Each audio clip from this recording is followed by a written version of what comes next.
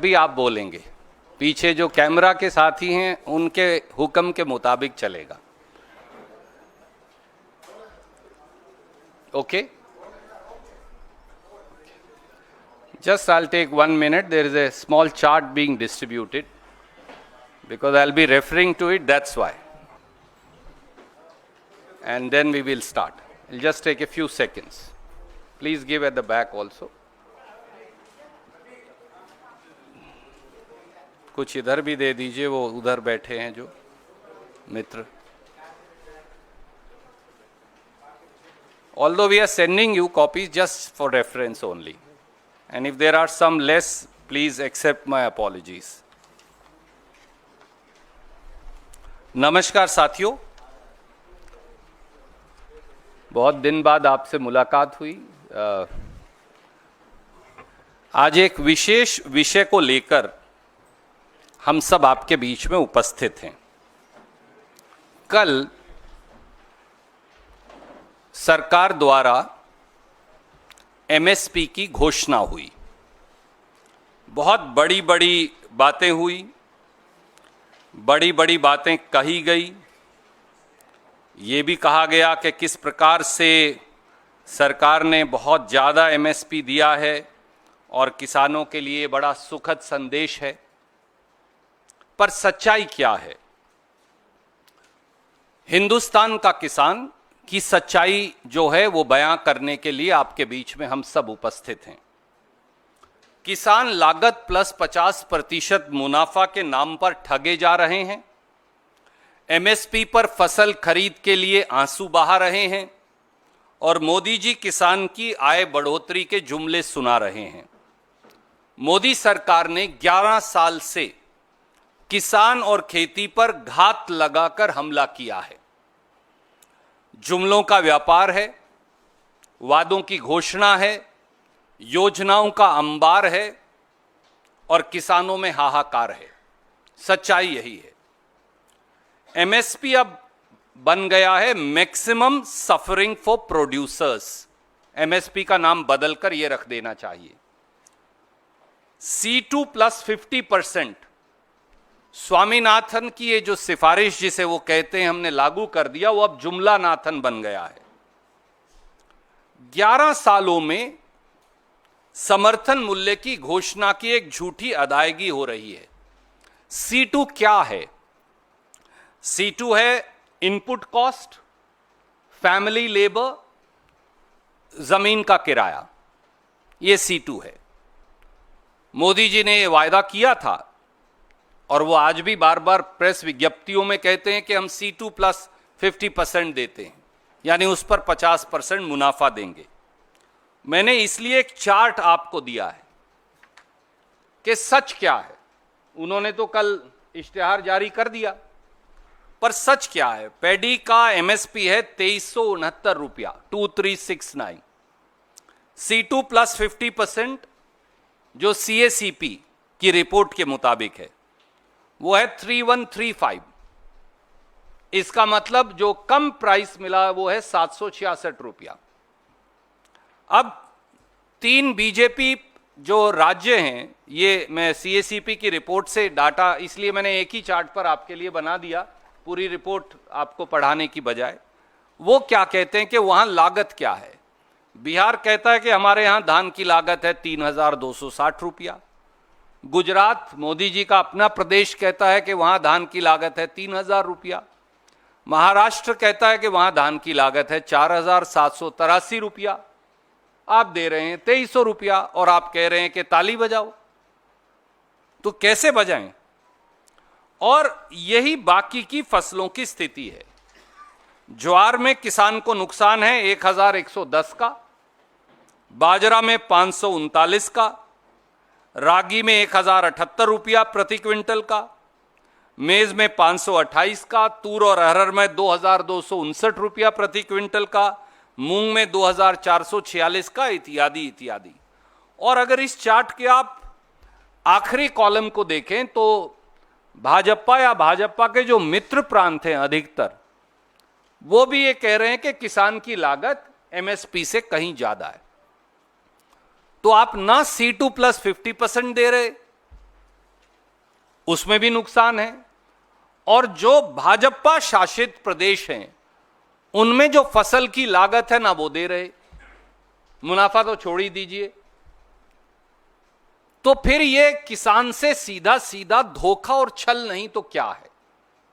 ये राजनीति का विषय ही नहीं, ये केवल सीएसीपी की रिपोर्ट और मोदी जी द्वारा जो कल घोषित हुआ है एमएसपी, मैंने केवल वो चार्ट आपके समक्ष रखा है। एक और पहलू है, एक और चार्ट मैंने आपको भेजा है। आप एमएसपी दे दीजिए 10,000 रुपया, खरीदो ना 2 रुपए की फसल, तो एमएसपी के मायने क्या हैं? मैं आपको बोल दूं, आपकी तनख्वाह आज से 5 लाख रुपया है, तो आप एडिटर के पास जाएंगे और कहेंगे मेरे को वो 5 लाख रुपया दो, बोलो देना वेना कुछ नहीं है, बस घोषणा कर दिए। 2023-24 के कृषि मंत्री के, कृषि मंत्रालय के आंकड़े सार्वजनिक है। आई have given U A second chart. Hindustan में ये बार बार मैंने पहले भी बताया कि गेहूं और धान को छोड़कर मोदी सरकार कोई फसल एमएसपी पर खरीदती ही नहीं।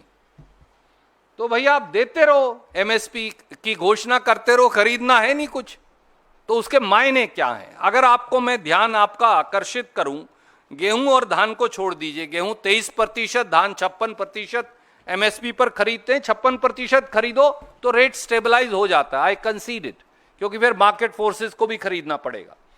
पर आप आगे आ जाइए, जौ पे आइए। जौ का उत्पादन हुआ 16,53,000 टन। मोदी सरकार ने कितना खरीदा? 0, एक दाना भी नहीं खरीदा एमएसपी पे। ज्वार पर आ जाइए, उत्पादन हुआ 47,37,000 टन। मोदी सरकार ने खरीदा कितना? 3,23,000 टन। तो 44 लाख टन अगर आप खरीदेंगे नहीं तो उसे एमएसपी मिलेगा कैसे? मक्का पर आ जाइए, 376,65,000 टन देश में मक्का का उत्पादन हुआ। आपने कितना खरीदा? 5,000 टन। 376,65,000 टन में से 5,000 टन खरीदा। तो आप करते रहिए एमएसपी की घोषणा, खरीदना तो है नहीं आपने। बाजरा पर आ जाइए, 107,16,000 टन बाजरा का उत्पादन हुआ। यह सरकार के आंकड़े हैं। उन्होंने खरीदा कितना? 6,96,000 या 7 लाख टन। रागी पर आइए, 16,70,000 टन उत्पादन हुआ, 2,31,000 खरीदा। चना बहुत बड़ी संख्या में देश में पैदा होता है, चने का किसान तो यहां से लेकर दक्षिण भारत तक है। 115,76,000 टन चना पैदा हुआ। सरकार ने कितना खरीदा? 43,000 टन। तो एमएसपी दे दीजिए, उसका लाभ क्या है जब आपको खरीदना ही नहीं है? यही सरसों की हालत है।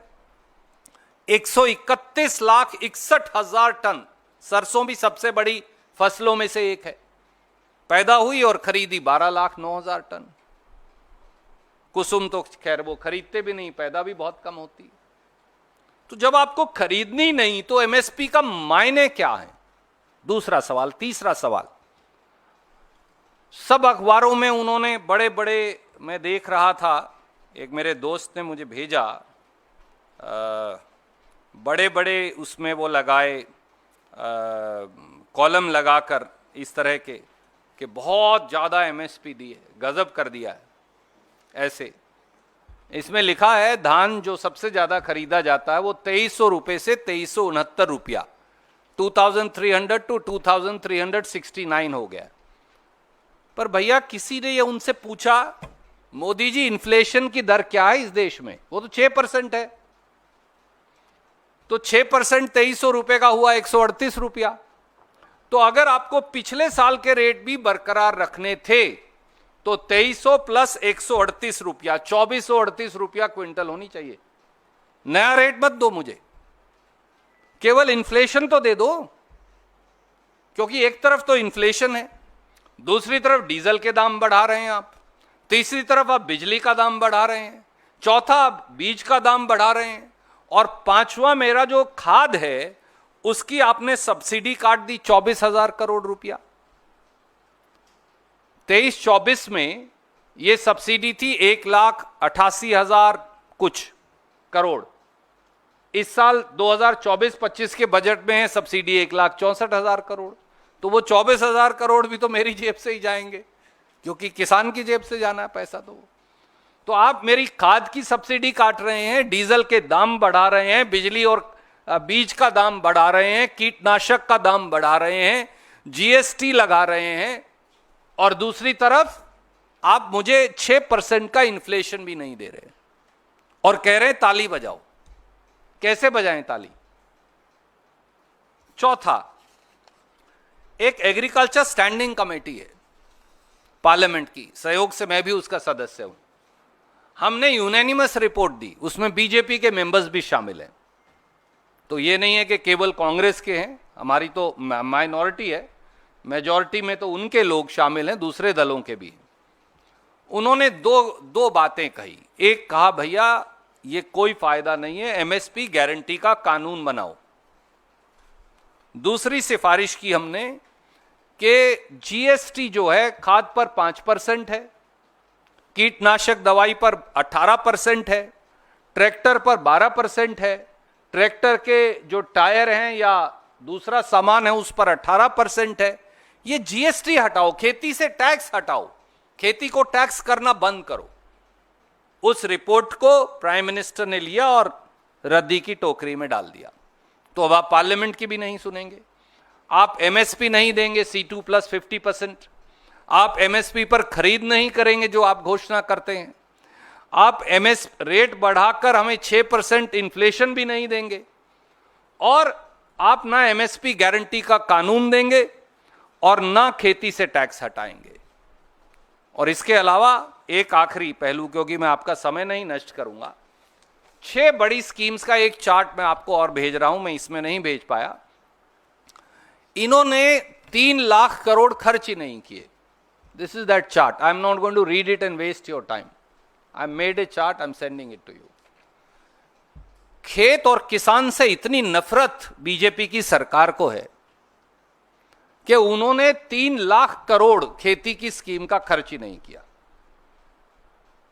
ये इनके बजट का डेटा है, मैंने तो कहीं से और लाया नहीं, इसमें मैंने लिखा है, तो आप जरूर इसे देख पाएंगे। तो इतनी नफरत क्यों है खेत और किसानी से? और बोलते हैं ताली बजाओ, हमने रेट बढ़ा दिया। उल्टा किसान को नुकसान होने वाला है। 138 रुपया तो इन्फ्लेशन का आना चाहिए पिछले साल के रेट पे, आप मुझे दे रहे हो 69 रुपया, और ये सारी चीजें महंगी कर रहे हो। तो इसलिए प्रधानमंत्री जी को अपनी जबान पर विश्वास करके हिंदुस्तान के 70 करोड़ से अधिक किसान और खेत मजदूरों को जवाब देना चाहिए। कोई सवाल आप पूछना चाहें तो स्वागत है।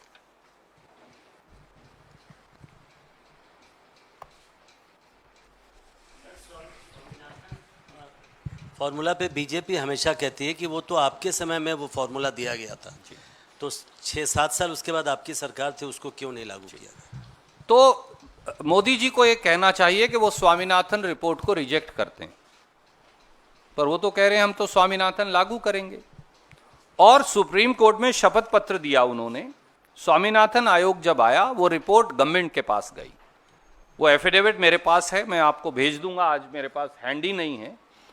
बाकायदा मोदी सरकार ने शपथ पत्र देकर बताया कि कांग्रेस यूपीए की सरकार में स्वामीनाथन आयोग की 150 या 60 जो सिफारिशें थी, उनमें से 110 सिफारिशें लागू कर दी थी हमने।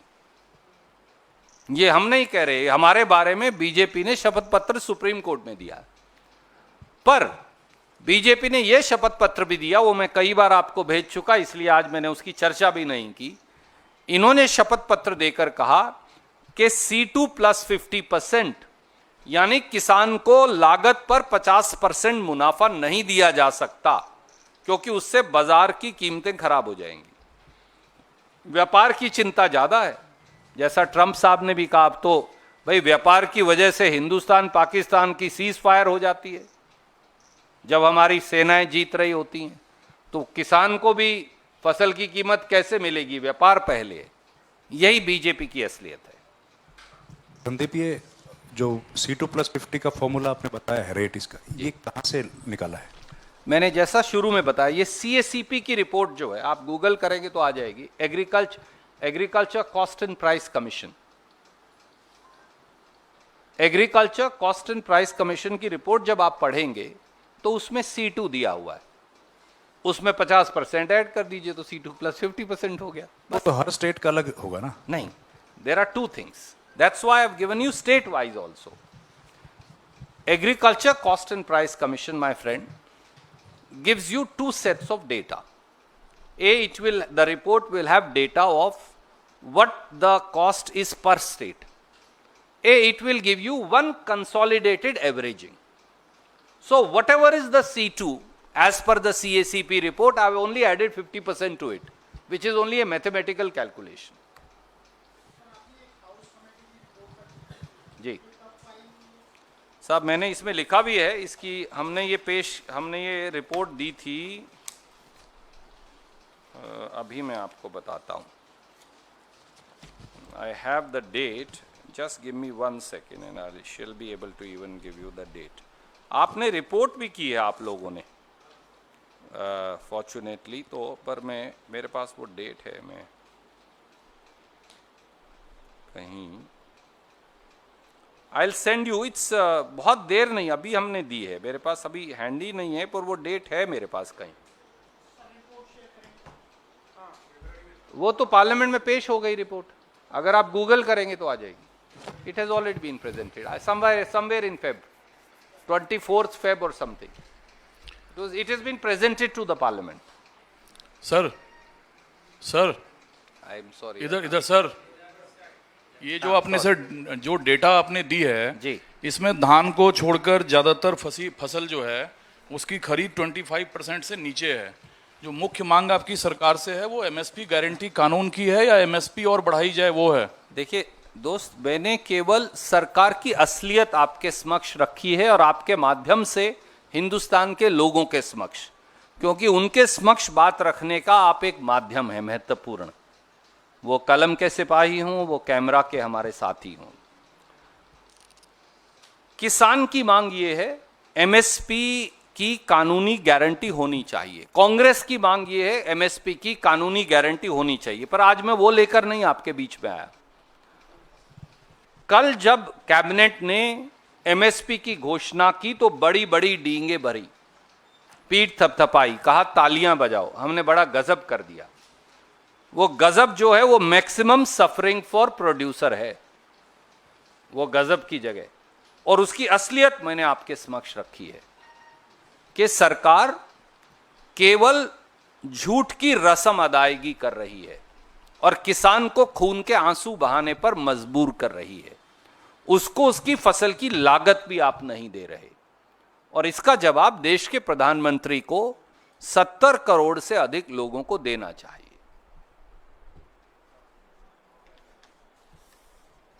Thank you sir.